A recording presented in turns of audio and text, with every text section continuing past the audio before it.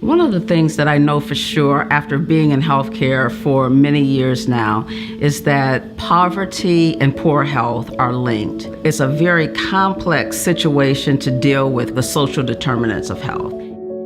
So community health workers are a liaison that gives support to the patient to fill in that gap between a relationship between the provider and the patient. We also help the patient connect them to community resources and help them navigate the system. Many people have what I call white coat syndrome. They're very afraid of healthcare professionals. That CHW is a friendly face to them. So the resources that we are providing to our patients are resources that are out in the community, but our patients are probably not well aware of or don't know how to navigate to get them. We like to go to different agencies like homeless shelters, food pantries, maybe some local pharmacies that can help with transportation of medications to patients' homes. For me, as a healthcare provider, I cannot begin to tell you the impact that my CHW has had on this community. I had a patient that was referred to me from a behavioral health provider here. He needed help, but didn't know how to go about trying to get a well and water and septic system for his home. And he's like, they're not gonna give me this, I can't afford a loan. So I got to looking up resources and did my intake with him. And it was a lot of work. We got the well, the septic, toilet, and everything.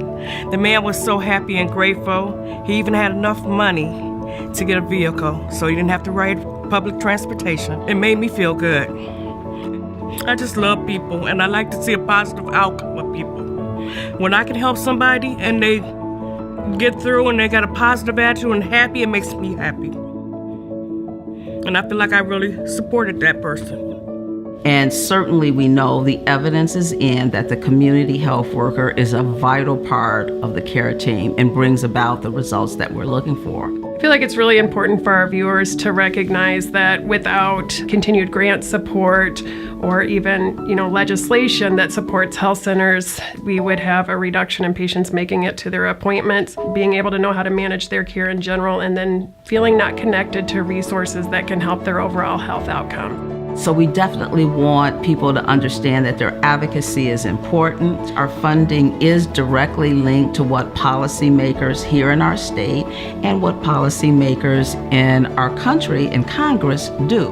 When you pick up the phone and call, specifically say that you're calling in support of health centers. Time and time again, we have demonstrated high quality at an effective cost with great patient and provider satisfaction.